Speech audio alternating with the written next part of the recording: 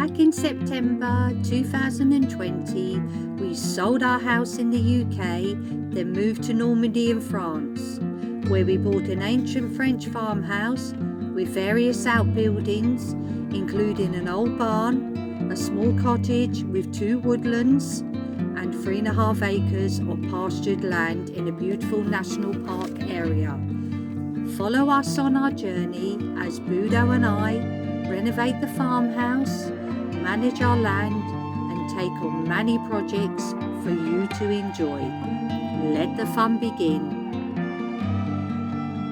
Bonjour everyone, hope you're all okay. Welcome folks. Another week's gone. We've sort of had a bit of mixed feelings really. Last couple of weeks, myself and more you, Budo, have been very unwell, but touch wood, we're on the mend now. Just left with a cough. Yeah, can't get rid of the cough. And unfortunately our beautiful Labby Rocky passed away on Monday, which was absolutely heartbreaking for us both, wasn't it? So, try not to get tearful. So it's just me, Budo and Chezzy. Sorry. Yeah. But we had Don't cry because you make me cry. We had a lot of great memories with him back in the UK with our family, and obviously here in France. So over to you, Budo. Thanks. Anyway, that's welled me up now. Yeah. So yeah, unfortunate, but he had a long life and we enjoyed him. But moving forward, I've been on the porch. Yeah. Sorry, it's been very, very difficult because obviously we've all lived, I mean, we're in the house now, but our caravan is our front room, so it was always, we were stepping over him and, oh, don't worry, Rock, stay there, because his name was Rocky, we called him Rocky, so, you know, but let me compose myself. Anyway, so right, let's get back to what we were doing. Yeah, so for you guys, it's more about, you know, this is about you guys for this video. So we've been doing the porch. Yeah. It's mainly, all this video is mostly about the porch and a little bit of Tracy working up on the land. Yeah. She came over with some good news over the last 3 weeks, which we haven't had, but she came with some brilliant news for me, and you'll see that in the video later in the video. And it's going to be a good thing for the future. And it's something we wanted as well, so yeah. It's come along. But I've been helping you, haven't I? Yeah, well, Tracy has. So she was in the workshop with me, putting the big timbers through, catching them on the other side of the machine, basically, so I could run around and help her. And they were heavy. Because they're heavy, and they're a bit too really heavy for the machine I've got, because my machine is more around doing cabinet making and lighter stuff, you know. Anyway, we got through it and it worked perfectly. You'll see in this week half the third of the porch start to go together, put the details in there. Hope you enjoy that. And it looks beautiful. I must quickly say, I mean, I'm very fortunate to obviously have Budo, for him to, he doesn't only do his carpentry, his joinery, you can do a lot of things, and he wants to learn. You're always learning different things, haven't you? You've had experience through your life of learning lots of different things. But for me, we're always learning till the day we're finished, yeah. You know. But for me, I see everything from start to finish, where when you've made things in the past, people say, oh, the sash windows, oh, absolutely love my kitchen, but they don't see the start to the beginning. And for me, it's so fascinating to know that porch was a tree, then it was a log, then it was brought back here, sectioned, then planked, and then you obviously cut it into the pieces, and it becomes a product. Product, and now the porch begins. Yeah. So it's. But that's the beauty. I'm lucky. I feel priprivileged to be a carpenter and joiner. Yeah, definitely. And you know, I feel privileged that I can work with a beautiful material like wood. Wood, it is wood, and all different types of species. And coming to France has been an eye-opener on different woods using here. And I must admit that French oak is such a beautiful product to work with. It finishes beautiful, it cuts lovely, it chisels well. It's just an all-round fantastic oak timber. I've worked mainly in my life a lot with American white oaks, red oaks, or English oak, or mainly redwood, pine wood, a lot of pine. Hardwoods, haven't you? Different hardwoods, mahoganies, I dig bow, sabili, it goes on and on, right? But for me, France they only really have a couple of woods here that they use in their system, and it's oak, Douglas fir, white fir, and a couple of other little pines and that. Chestnut's quite popular. Chestnut as well, but not as prolific as the oakies. But it's still here. We've got a load out there in logs anyway, and you're going to see me doing projects with that. But it's just a privilege to work with the materials, you know. And in my life, I've always worked, and you're working at a pace and a speed to try and get the jobs done for the clients or whoever you're doing the work for. But here, I'm at my own pace, and I can just take my time a little bit more. And when you take your time, and anyone who wants to become a woodworker, if you can take your time, you can always get a better job, because you're thinking about what you're doing, you're not rushing into the moves and making mistakes. And also, you tend to, when you're slower, you tend to sharpen your tools a bit more often, so you're going through the process keeping the tools sharp and that. But anyway, I feel privileged, and you know, you're going to see at the end a lovely porch built. And then it'll go on to things like the Juliet balcony around the side, the workshop when I build it, the kitchen, handmade kitchen I'm going to make. I'm going to do all the oak panelling in the front room. There's just so much to come. Hopefully you like woodworking, lots of you. And anyway, just keep watching this space. Lots of bits, won't there, done? But yeah, so on a positive note, we hope you enjoy this video. Let us know your thoughts, you know, any suggestions, any questions you want to ask. Put them in the comments. And also we'd like to say a big welcome to our new Patreon. Yeah. Let me I think I've written the name down. If I've got it right, it's, sorry, because my head's been all over the place at the moment. We'll mention it again next week. Yeah, it's Elaine Lucas. I think it is, yeah. Yeah, so welcome to French Farmhouse Diaries Patreon page, and I hope you're enjoying, obviously, all the behind the scenes and the contents that we're giving you. And also, thank you to all the buy me coffees and the things that you're contributing towards us. Thank you. I will say that every week anyway. And you know, just if you liking our videos, please subscribe. Tell your friends. We're trying to grow the channel, so we want to really now focus on getting up to about 10,000. We're on 6,000 high 6,000. Yeah, nearly 7,000 already. Yeah, so nearly 7,000. We want to push up to 10,000 if we can, and you know, just grow from there. Anyway, guys, I think there's enough for you. Yes, it is, and we will see you on the next one. Time for a beer. Au revoir. Au revoir.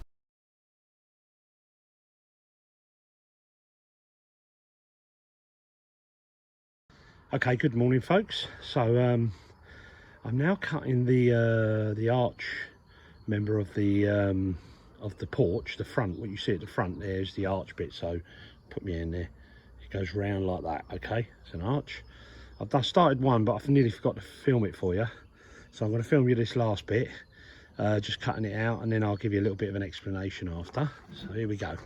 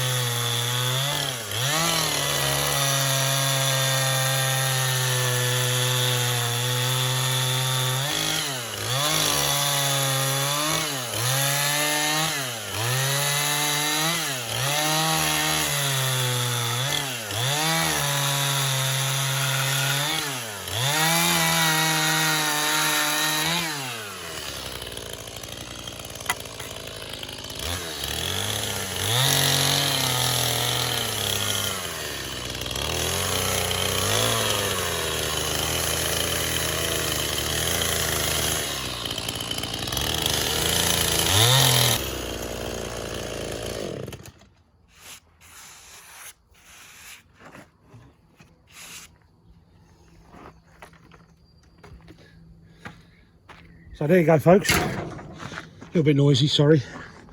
But that's my arch roughly cut out.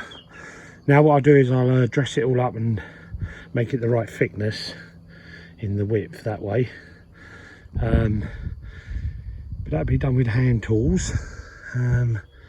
just to get that arch, and then clean it up, and then I'm going to thickness it to the right dimensions, and then I can work out where the tenons are going to go on that.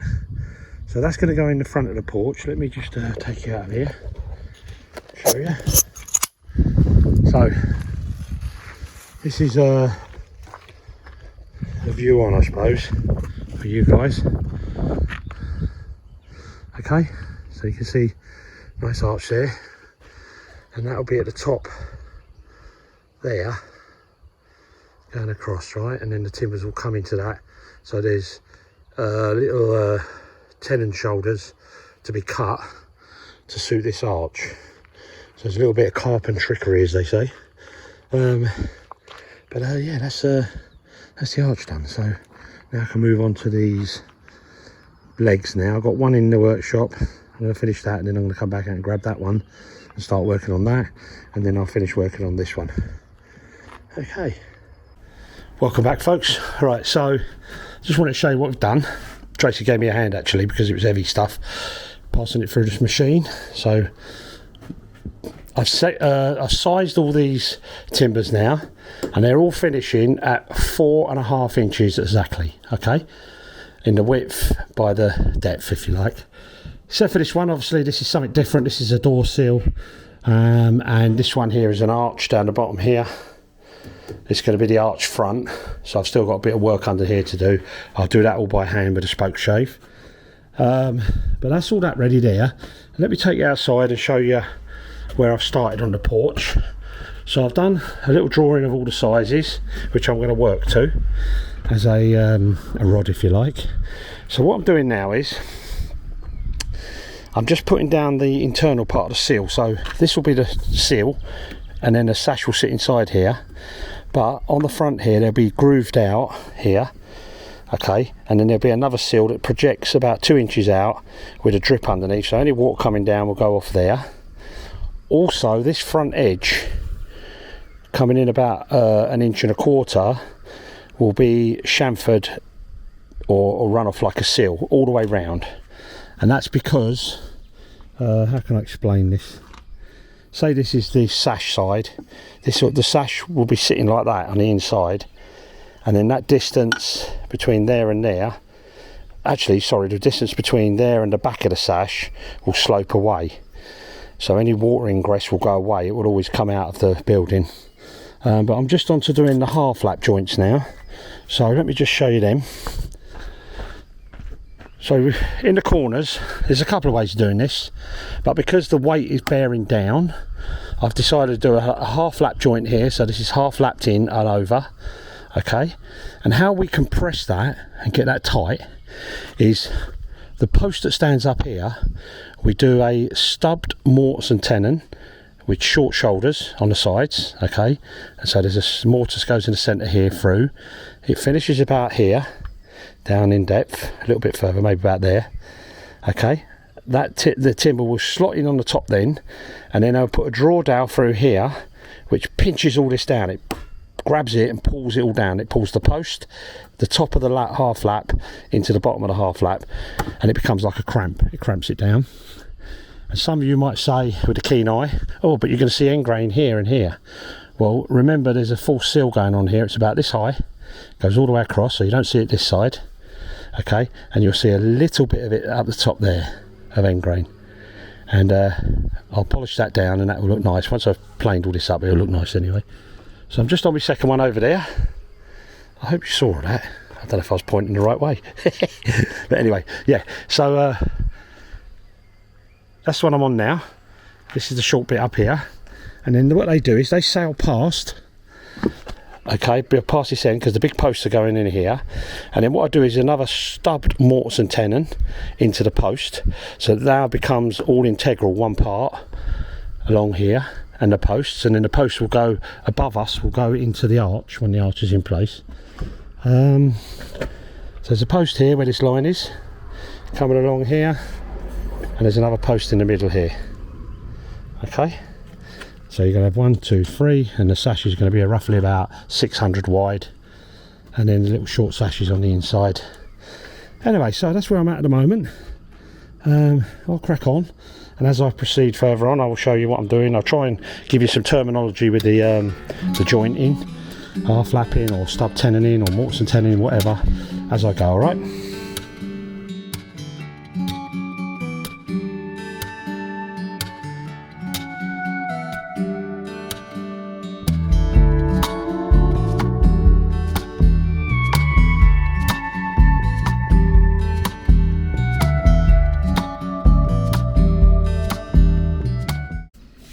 Hi everybody, hope you're all okay. It's been, how can I say, a tough few days here at the moment for myself and Budo. We lost our labby, Rocky of 13 years, so, you know, we're feeling pretty gutted at the moment, but... Oh, it's just sad, yeah.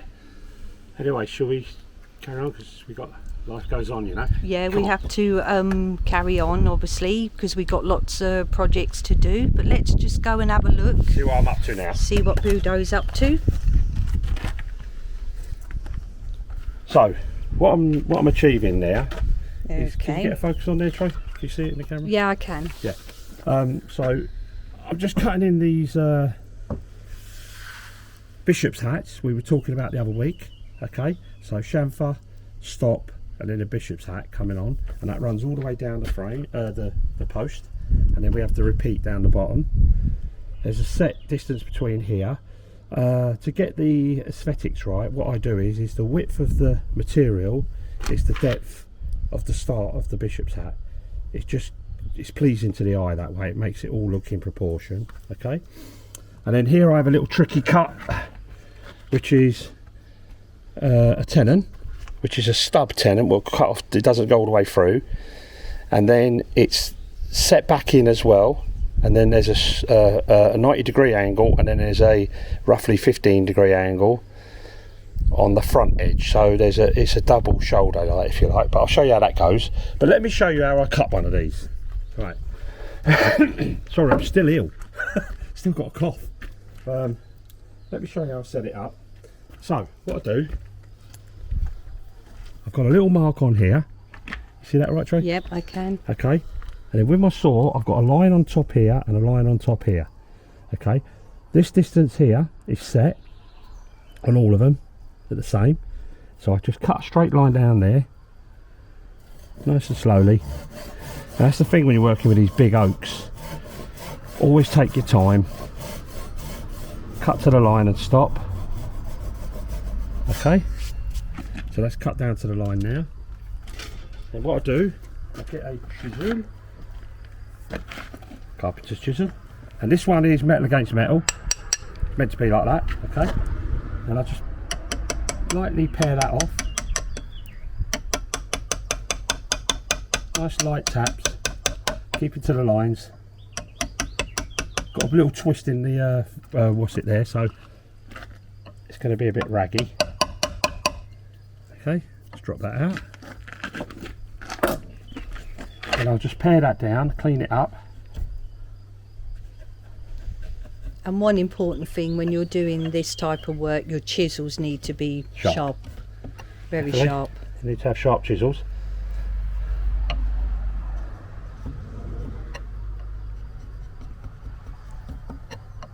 Because oak is very hard. And luckily, I mean, this is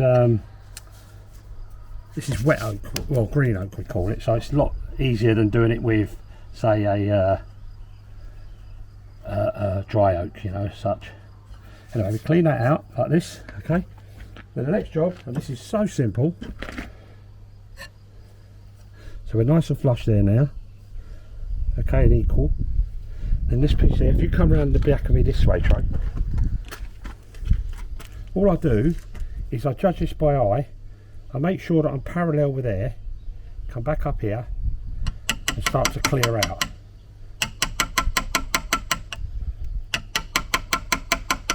So you're obviously doing the shape of the bishop's hat, are you? Is that correct? And I'm dropping it down at the front edge. Yeah. So I'm dropping down that way at this edge, no more at this edge. So now. And I've noticed you're working on the back side of the chisel, aren't you? Not with the front side. With the bevel down. Yeah, the bevel down. Yeah, when you're taking out material, if you work with the bevel down, the tendency of the chisel is to come up, and the wood to come up. But if I go that way, it will dig in, it will dig down into the wood, and we don't want to do that. No. Okay, so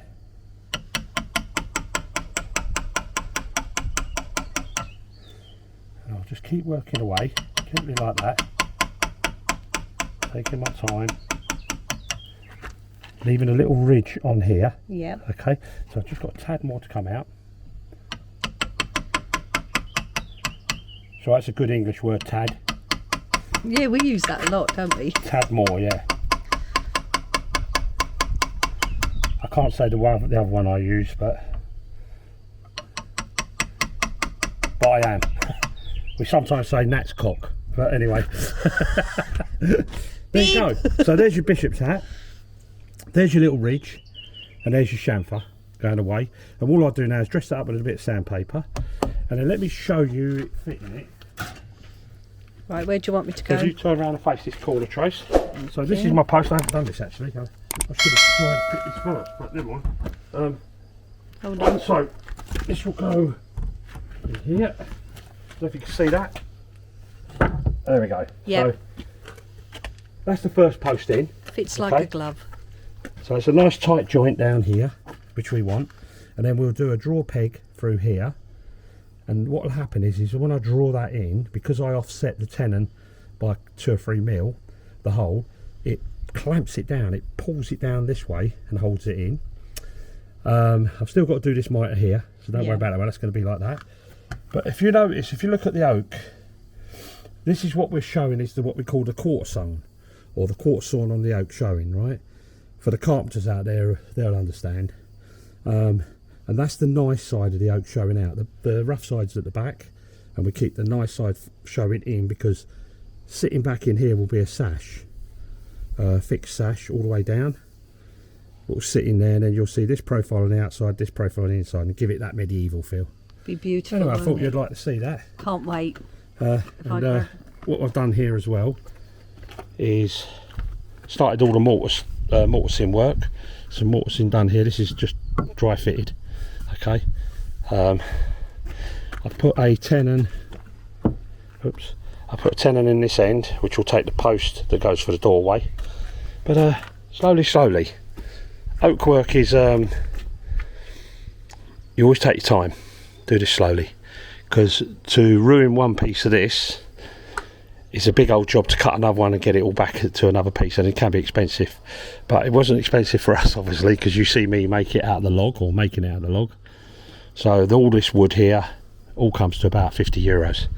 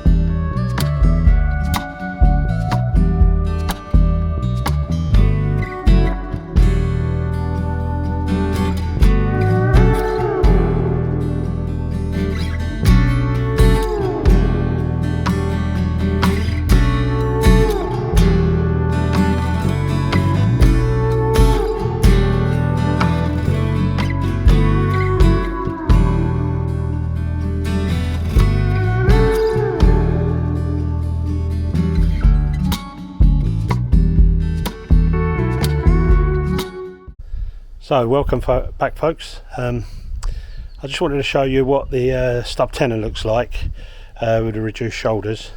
So I'm going to spin you around. Here we go. So this is the post. Now this is the corner post going up in this corner, okay, and this is how I set up a tenon. So it's roughly 1/3 of the timber in the centre, makes a nice strong tenon. And then I just cut these back so they're closed off. Yeah, so you don't, basically why we do this is if the timber shrinks, which it will do because this is green wood, if it's shrunk and lifted, you'd see the end of this tenon sticking out the side. But by doing it like this, it just leaves a little black line of a joint instead, yeah. So this is all four corners now are chamfered with bishop's hats on, and then down the bottom, excuse me shadow, let me actually put you down for a second and I'll bring it up and show you.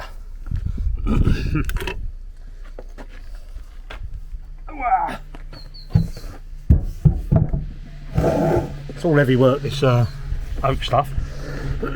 Right, here, let's go over this side first. So here you'll see it's a nice 90-degree cut all the way round, nice and flush, smooth, okay. But over here I've had to do some carpentry again.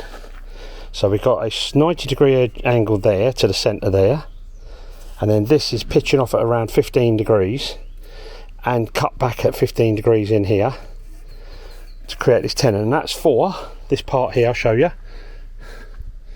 So as you can see on the edge of the sill, it slopes forwards, so that post sits down on top of there, okay.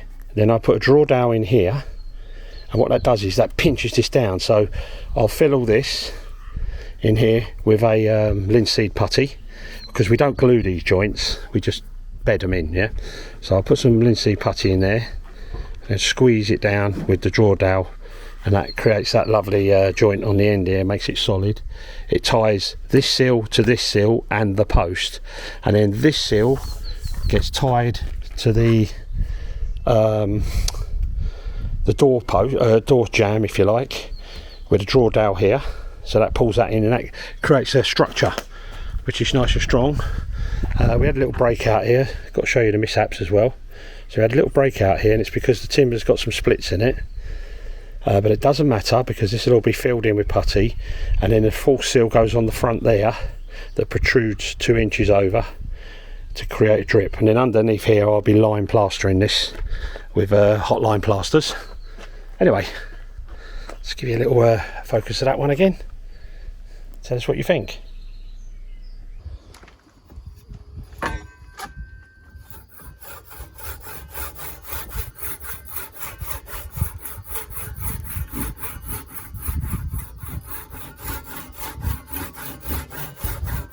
So you see I already started to cut, but now I'm just working down my line nice and straight and into the timber as well, using a Japanese style saw, which I like to use on certain things, and get nice accuracy on bigger bits like this. And what I'll do is I'll work the saw over to that end, keeping on the line, or the waist side of the line if you like.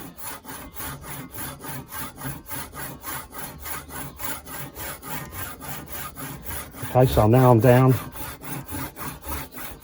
and what I'm aiming to do is to get the saw to touch that corner and that corner of where the tenon starts, all right? And then I'll go round to the other side and work my way back. And that's the beauty of the Japanese saw, is you can see the line work you're doing. You're working to the line you can see. Yeah, as if it was an English saw or a Western saw, you're cutting on the push that way and you're not looking at the line. You've got to keep looking over and over all the time at the line. Where this, you can see the line as you're coming in. So this, I think, is a nice way of working with timber. And remember, this doesn't have to be like what I call a high precision joinery. It just has to be good joinery, well done. But it's not like it's going to be if I was making, say, I don't know, a staircase or box sash window. So I'm down now, here and here. So I'm going to go around to the other side. I'm up high here, so it's a little bit awkward. But all I'm going to do is bring this saw in to this line, keeping this part of the saw in here, which keeps me guiding, yeah, keeps me on the right path, if you like. And I'll start to work this down.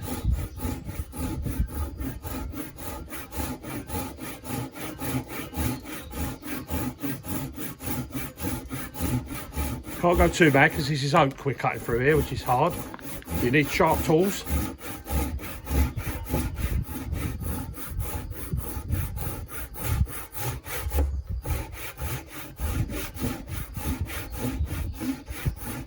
You can't see this side, but I'm touching the tenant side here, and I've cut down onto this corner here. So I'm now into the timber now. Okay, so now I'm going to straighten up,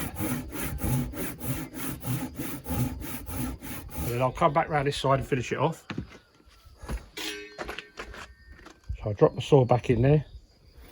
And we call this the saw kerf. Okay. Drop it back in, keeping the saw straight and flat. And this is the only time I look over the top when I'm using this type of saw, is when I come down to this line. I'll just check on the other side. I'm a little bit high.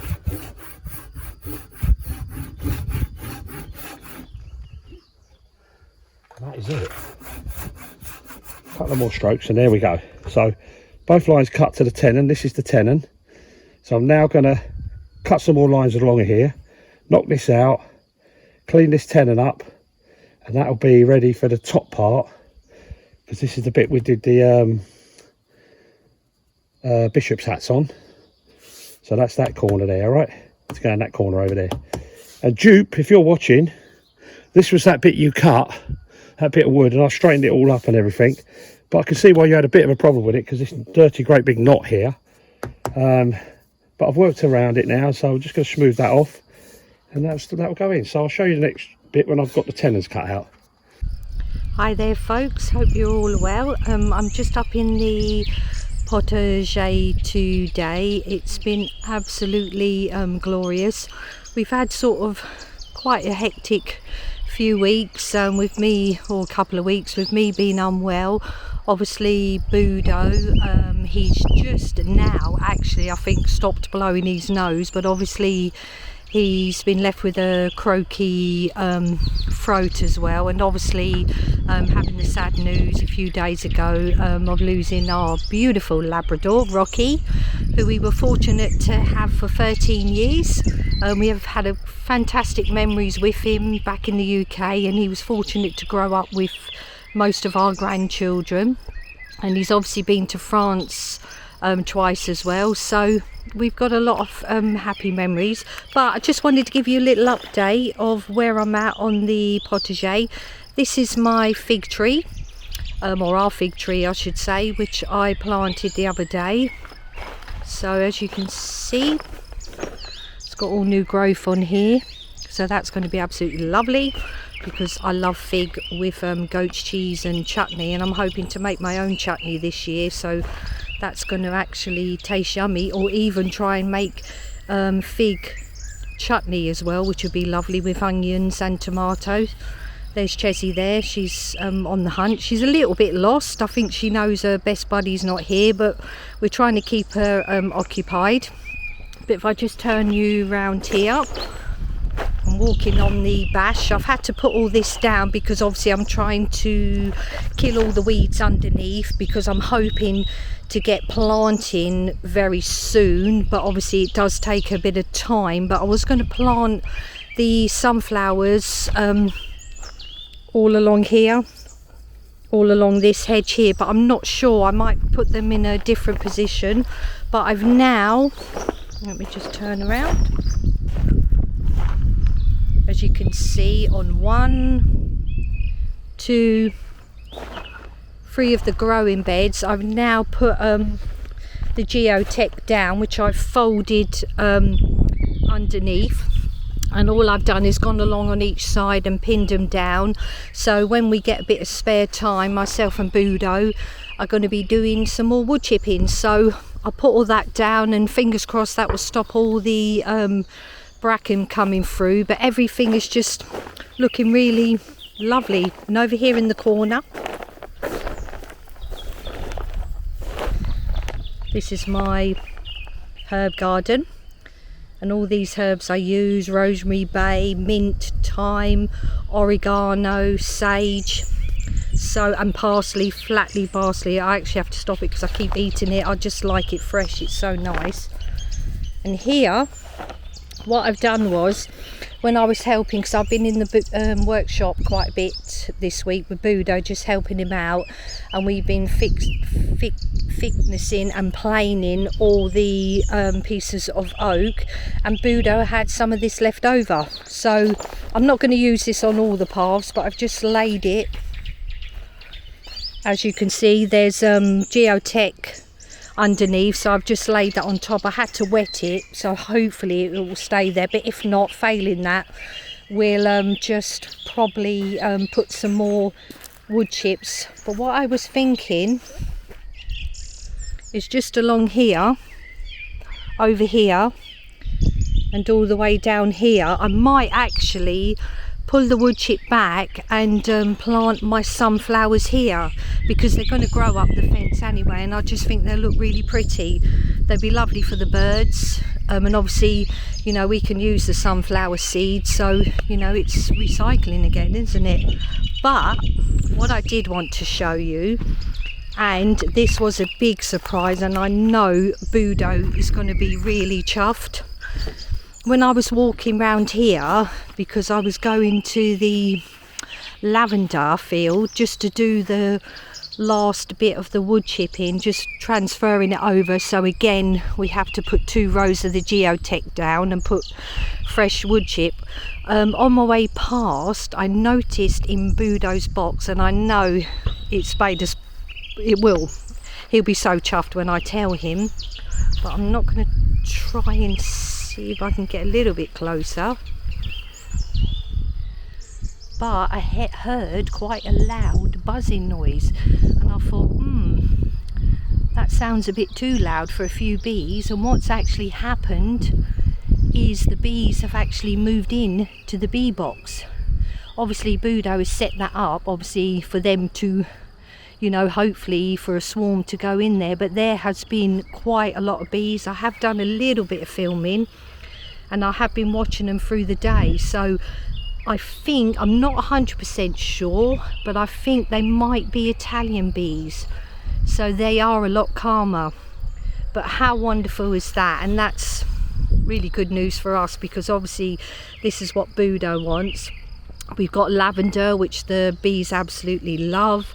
I planted borage as well in the potager. Obviously that's to attract the bees. So I'm going to tell Budo, and for those of you who haven't seen, and I know quite a few of you follow us on Instagram, if you head over to Instagram and go on the highlights on our main page, you'll see a video of me which Budo filmed when we lived in England, because obviously he was a beekeeper then, and I'm actually in the middle of a swarm, and there was thousands and thousands of bees, but they weren't bothered by me because they were swarming, so they didn't actually see me as a threat. But they're just absolutely fascinating. You can, let me see if I can get a little bit closer. They're actually just going in and out. How fascinated. I know Budo's going to be really happy when I tell him, and I hope you enjoy that as well.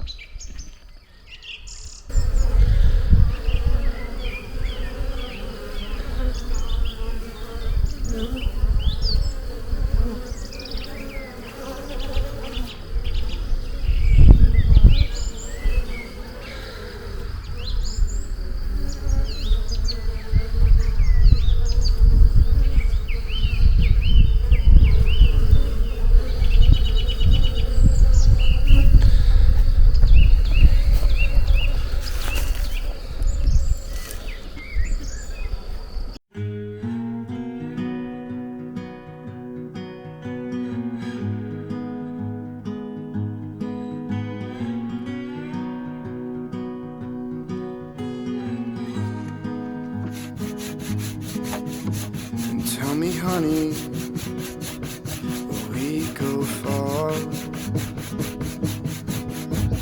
Listen, baby, don't break my heart. Yeah, this road is long ahead. Yeah, this road is long ahead. Let's take it slow. La, la, la. La, la, la, la, la, la, la, la, la.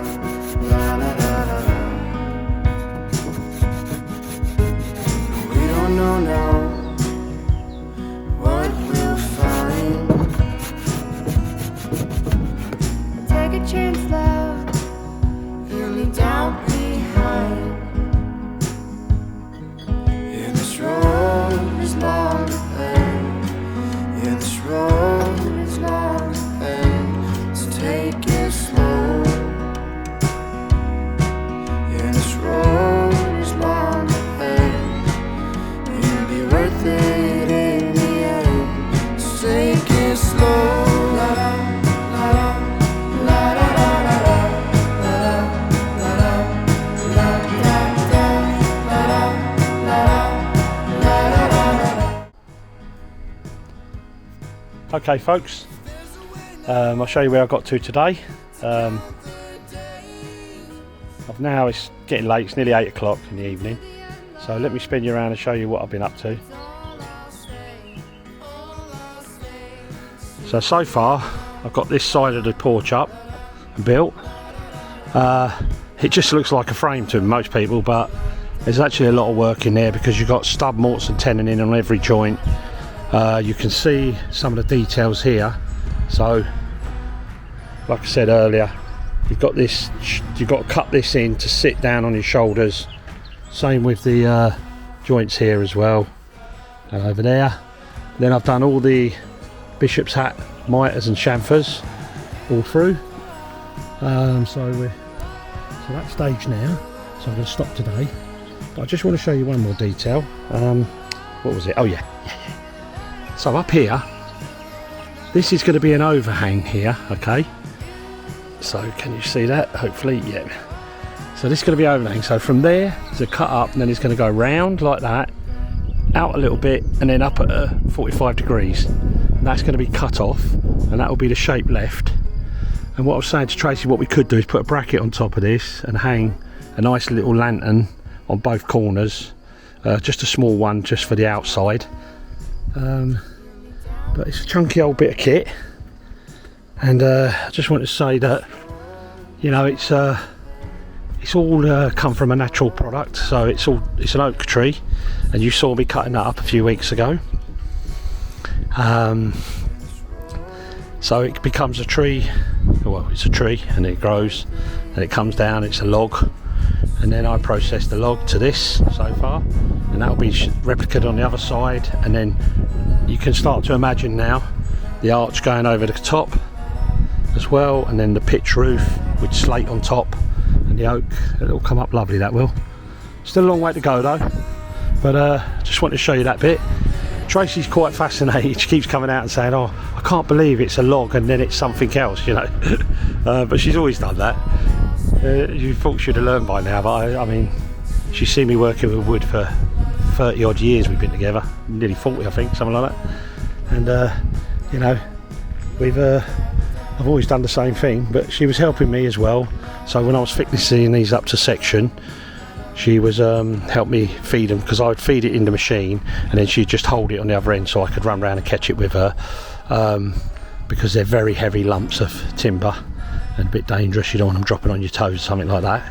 But anyway guys, hope you enjoyed this little week's one.